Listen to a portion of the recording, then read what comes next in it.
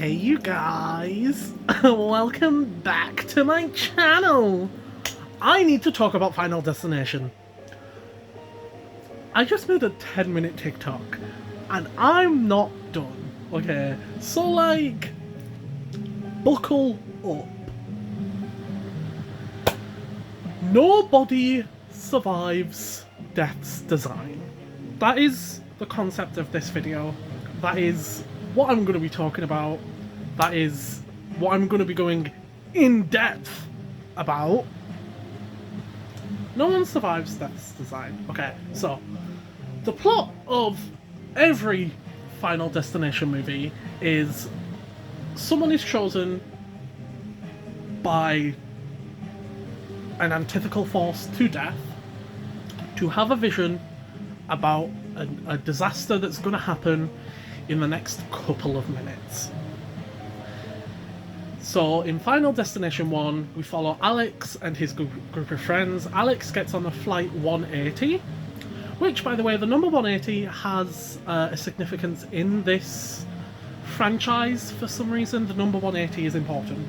But in Final Destination 1, I have to explain these things because I have a point. Okay, we'll get there. But Alex has a premonition of the plane he's on, it explodes.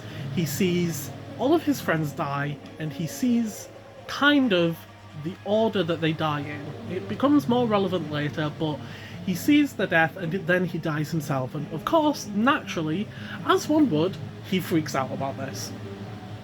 He has a breakdown and he ends up saving like 8 or 9 of his friends. 2 seconds. The number is 5. Okay, I think. Either way, he saves these people and then they start dying in the order that they died in Alex's premonition. Obviously, it takes a moment for them to work this out, and they find out that it's like seating order.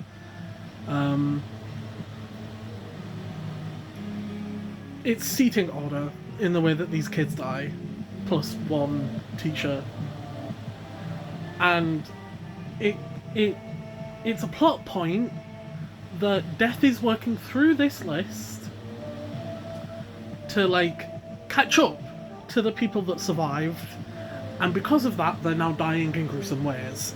The first death we see of the series is Todd. He is the best friend of Alex, and he gets hung in a bathtub by a wash line for the first like actual death of the series. Brilliant, amazing. It sets a bar. It shows us that death is coming and it has a design and you can't escape it.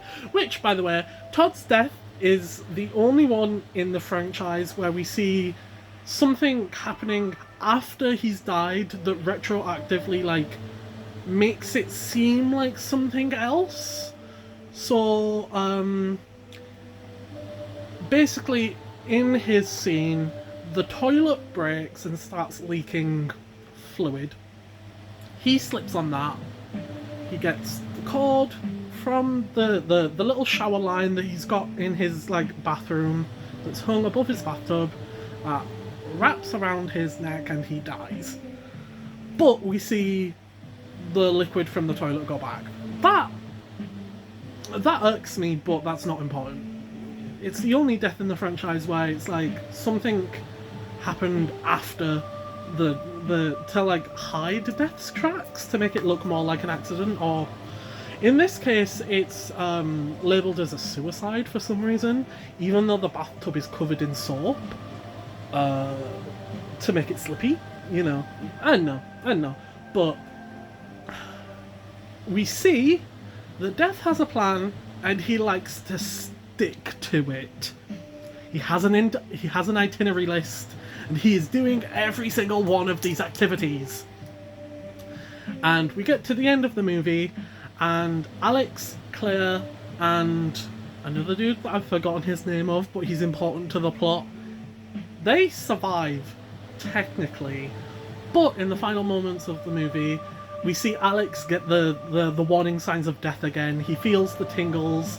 He notices, like, signs of other people's deaths around. The wind blows. There's a wind chime. Wind chimes are important in this series as well because it signals that death is coming. Not all the time. There's not going to be a wind chime at every single death, but because the wind changes when death is coming, wind chimes are an important sign. There's also lots of, like, music, and the music is normally like, "You're gonna die today, yes you are," and it's like, ah. And Alex is like, wait a moment, this seems all too familiar. What is happening here? And then, obviously, the other dude dies, and that's the credits of the movie. Fun fact about Final Destination 1, before theatre releases, there was a, like, pre-release where it was, like, testing audiences, and originally, Final Destination 1 had a different ending sequence. Originally, Alex died saving Claire. Claire... Hold on, I need to check, because I can never remember which one's which, and I don't want to go through this entire video calling her something she's not. Which, I'm not, because she's only relevant for the next Final Destination, but... it is Clea. Her name is Clea Rivers. Like... oh? I've just had some toast. Anyways, at the end of the movie, we see Carter die, and then at the beginning of the next movie, well, not at the beginning, like a good way through, after the event, you know, Kimberly in the second movie has her premonition, she saves people, she finds out that this has happened before, and she ends up going to Clea, because it turns out that in this debacle, at the end of, like, after Final Destination 2, Clea and Alex ended up passing death from one another to each other. Another important point in this movie is that if you manage to, like, survive your death on this, like, list, death will skip you and then go on to the next person on this list.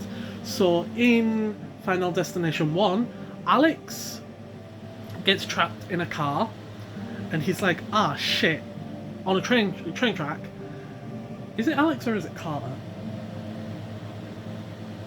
Either way, one of them is, like, gets saved by the other person. It's either Alex or Carter. But then Billy dies, which is another character, and it skips the person that was supposed to die, only for it to come back to them later. And we see this more because Clea and Alex end up switching the way that Death was for a couple of years before Death finally catches up to Alex, killing him.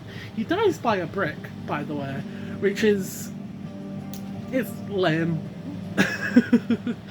After all of these bitches died in, like, really weird and, like, fantastical ways. I say fantastical in the way that, like, it's big, not like it's cool. I think it's cool because the deaths in this series are really...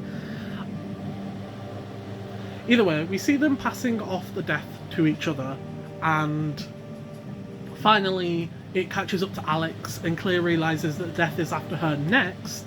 So she does the, actually, one of the smartest things in the series, which we see actually does work, until it doesn't, is that she books herself into, like, a mental hospital. What's the word? She goes on grippy sock vacation. A white padded room, you know, that, like, a facility. We'll call it a facility. And we see that she's fine, she survived, but Kimberly from Final Destination 2 is like, hey Pookie, so it's happened again, how do we survive? And Clea is like, well, you don't, but sure. Anyways, she ends up dying because, you know, she left the mental health facility, and it shows, again, that Death catches up and gets these bitches on their lists, on his list. We find out that all of the people in Final Destination 2 didn't die because of Alex, okay? So, because of Alex, like, interrupting whatever, the plane still blows up, but because the plane blowing up, we see that these characters were all supposed to die in events connected to Final Destination 1. Let me get the characters' names up. We find out that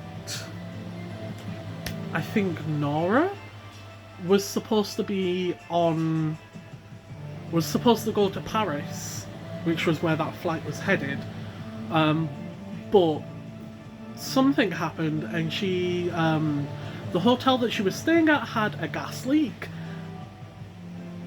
Her bus that she was on hit another girl from Final Destination 1. She's irrelevant. She does the one thing you're not supposed to do in a horror movie, a death horror movie, which is walk out backwards into the middle of the road. And she's like, fuck you, bitches, and then she gets hit by a bus, which is genuinely iconic.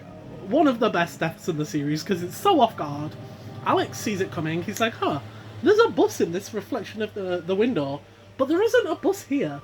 I don't know what that means. Either way, the bus hits her, Nora doesn't end up going to Paris. In Paris, there is a gas leak in the hotel that she was supposed to stay at. She survives. Rory was supposed to be at this theatre. He wasn't, because of, again, events that happened in Final Destination 1. This theatre collapsed, and he was supposed to be in the seat that the building collapsed on top of. Like, not, you know what I mean. Either way, we find that the deaths in Final Destination 2, the characters, they are saved from death once already, which means that they are already on death's list, which is why Final Destination 2 happens. We know that. Final Destination 3, different, but similar. No longer attached to the characters of Final Destination 1 and Final Destination 2, apart from one thing. But that is something that we need to get back to, because it is technically non-canon, but at the same time it is also canon, because it's... Either way, Final Destination 3 follows Wendy. She saves people from a roller coaster disaster, and obviously they all go through death's design. They die, and we get Final Destination 4, Final Destination 5, Final Destination Bloodlines.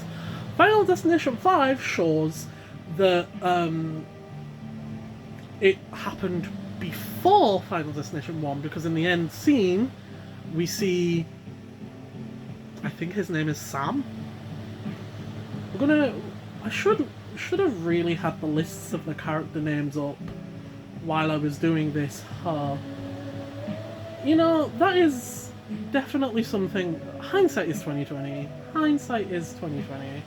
His name is Sam. He doesn't have a last name. Most of the characters have last names, but not this guy. Sam and his girlfriend Molly and his best friend Peter. They board Flight 180 and they die, which is the reason why the flight blew up. If they didn't get on that flight, everyone else would have been fine. The only reason that flight blew up was to catch them. Anyways. Okay, so spoiler territory for Final Destination Bloodlines. All of this was caused by a singular unlucky penny, but we'll get back to that. Anyways, we see all of these people die.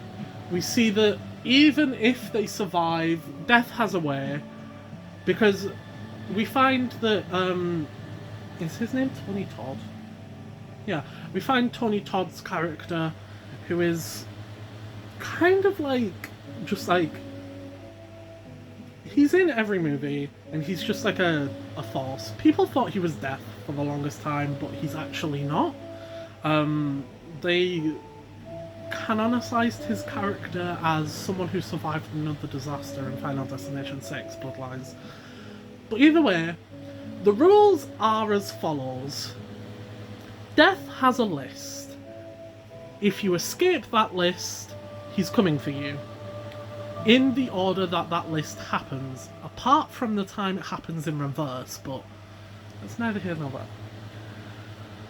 Death is coming for the person at the top of the list, and he's going to kill them in a gruesome way.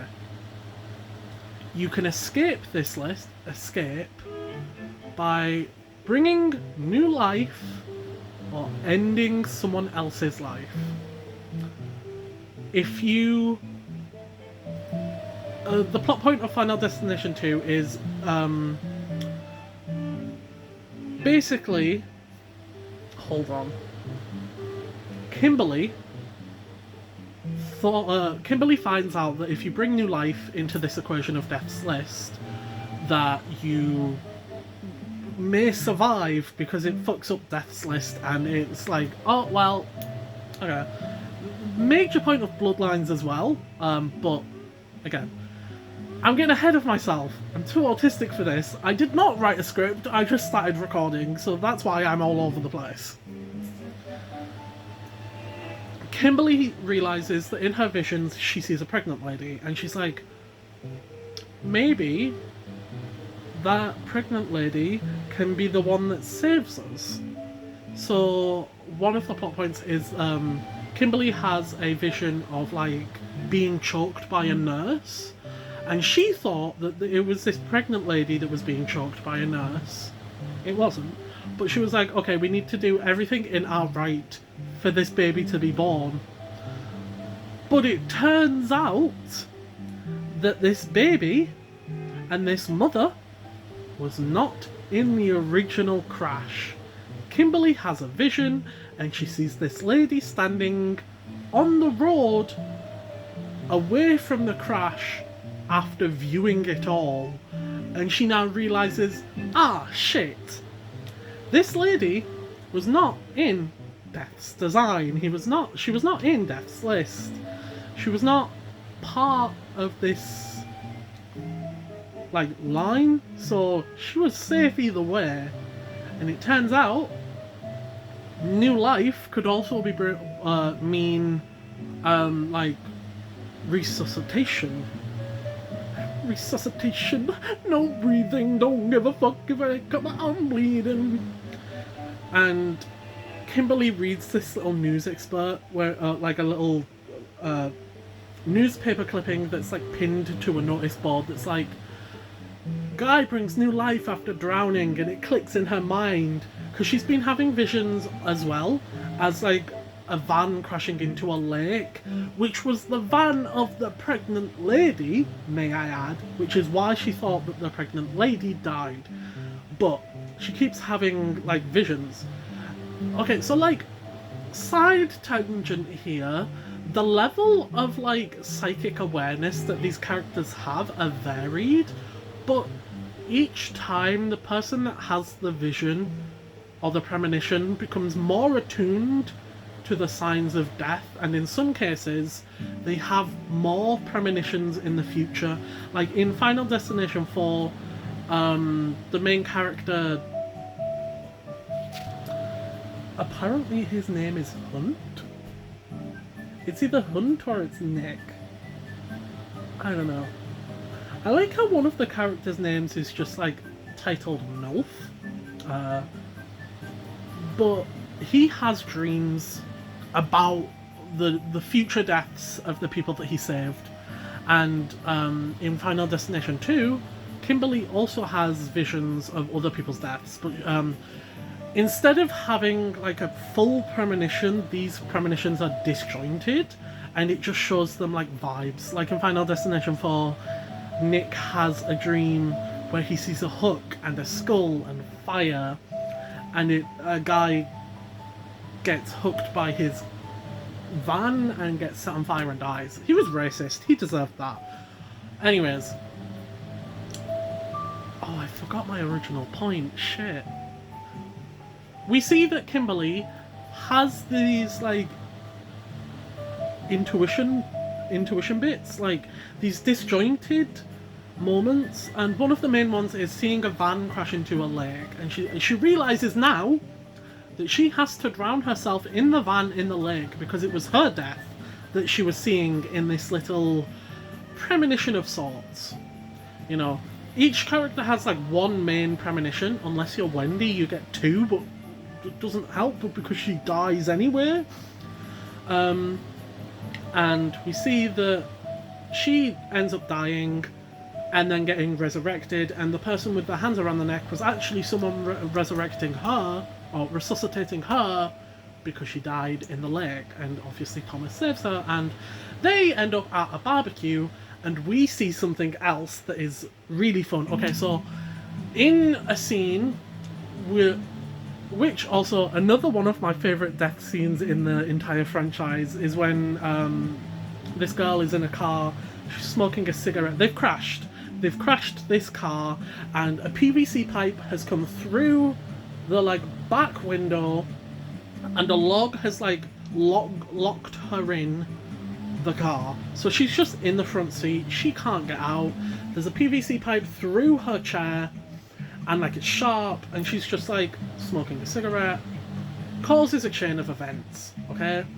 But Rory, the guy I mentioned that was saved from a collapsing building, he ends up saving a kid, right?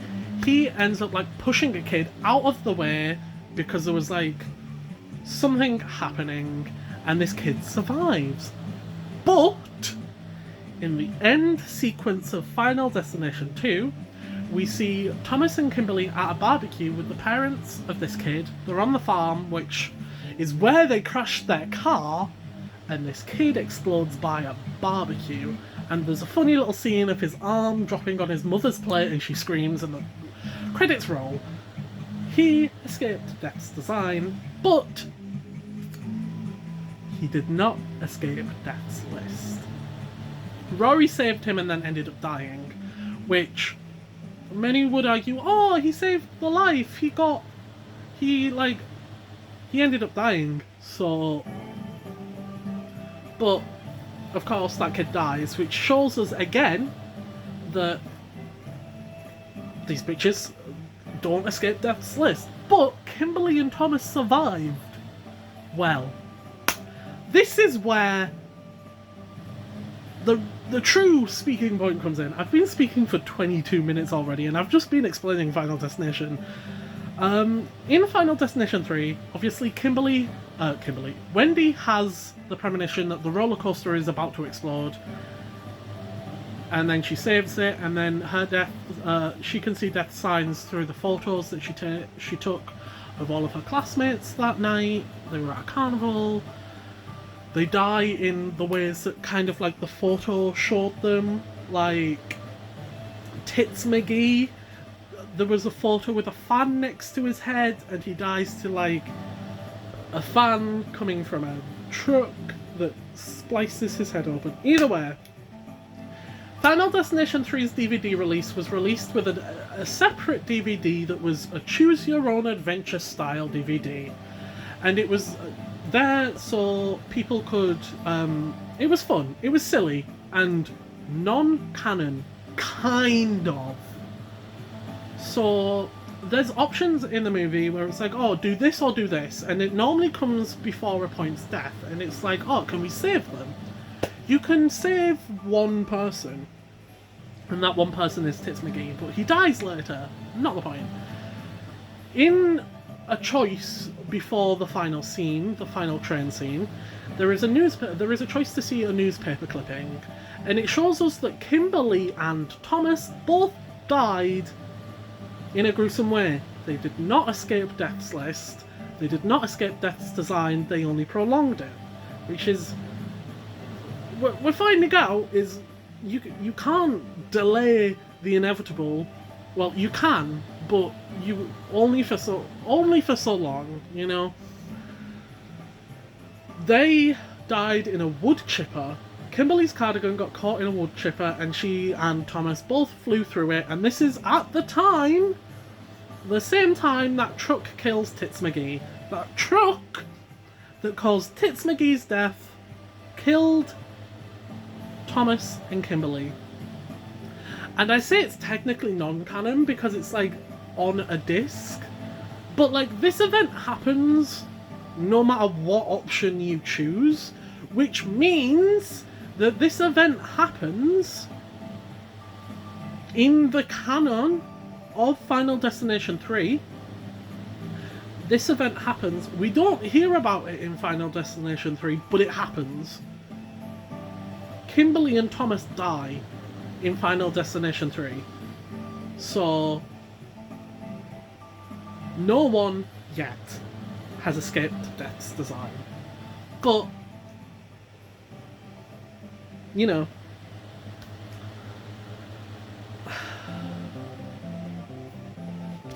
so yeah, death's design and list is inescapable, and you can only prolong it for so long. You know, if you like get yourself into the psych ward, or if you make yourself a little home that's like impenetrable, you're fine, but you still have to watch for death signs. You still have to be aware of these things that can happen. You still have to be, because, okay, in Final Destination Bloodlines, we see, I think her name is Iris, we see Iris help her granddaughter by giving her Death's Designs plan book. But we also see that in her home she has to be wary of it because Death loves a good give me 1 minute, I need to research a word. Death's design is very much a Rube Goldberg machine. That's what I was looking for. I could spend like 5 minutes looking for that word. It was like, machine, where things happen after other things. Rube Goldberg machine. We see that Death loves a Rube Goldberg machine, and a lot of things have to lead up to other things, to other things, to other things to cause the death. Great example of this in Final Destination 2 when the teacher dies. Because also there's a lot of red herrings as well, which is like integral in that's not a word. Important. I'll use that. Important to the movie, because it's like, oh yeah, these things could happen, but it's actually these things. In Final Destination 2, there's the teacher that survives, and basically she puts her cup down really hard and it chips, and she puts vodka in the cup, and then her chipped cup starts leaking, and she goes towards her computer and it leaves a trail of vodka, and then drops a vodka lead into the computer, and the computer explodes and she gets glass in her neck, and then she's walking backwards and the fire spreads, and now she's in the kitchen, and a towel that she used to mop up some of the spilled vodka was on top of the knives that she had, and then she pulled off the towel to try and help with the bleeding in her neck, and the knife stabs her. A Rube Goldberg machine, if you will.